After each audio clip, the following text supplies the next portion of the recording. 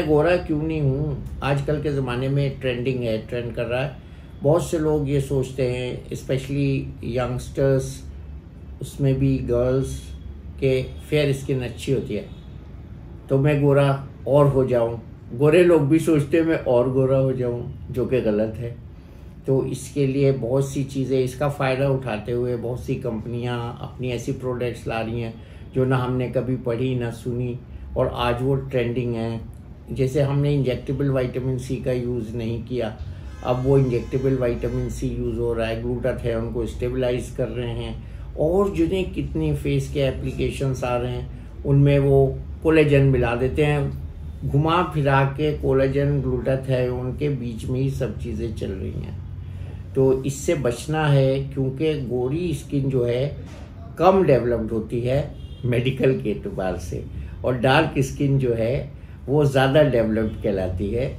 तो इसलिए अगर आपका कॉम्प्लेक्शन गोरा कम है तो उसको और ज़्यादा गोरा बनाने की कोशिश न करिए। लेकिन इसमें मैं एक बात ज़रूर कहना चाहूँगा कि जैसे गाजर है उसमें बीटा कैरोटीन होता है, हरे फल और सब्जियां हैं उसमें ये सब चीज़ें होती हैं जो हम बाहर से ले रहे हैं, अप्लाई कर रहे हैं स्किन पे। तो हमें अंदर की सेहत स्किन की बहुत ज़रूरी ठीक रखनी है, बाहर की सेहत से नहीं स्किन ठीक होती है, न्यूट्रिशन से ठीक होती है। और सबसे ज़्यादा आजकल जो बच्चे जंक फूड खा रहे हैं, मेल नरिश्ड हो रहे हैं, उनको कॉम्प्लेक्शन में भी प्रॉब्लम आ रही है। ख़ास तौर से जो शुगर बढ़ जाती है बच्चों की एसिड ड्रिंक्स पीने से, जो एनर्जी ड्रिंक्स हैं उससे भी कॉम्प्लेक्शन डार्क होता है।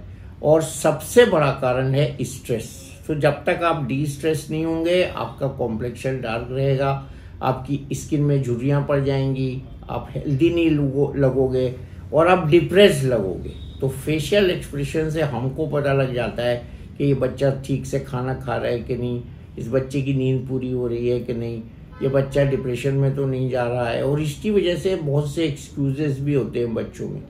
तो बाहर की चीज़ें मत इस्तेमाल करिए, हेल्दी डाइट का इस्तेमाल कीजिए और रेगुलर प्रोटीन का इस्तेमाल कीजिए, जिससे आपकी बॉडी अपना कोलेजन खुद बनाए और स्ट्रेस फ्री रहिए।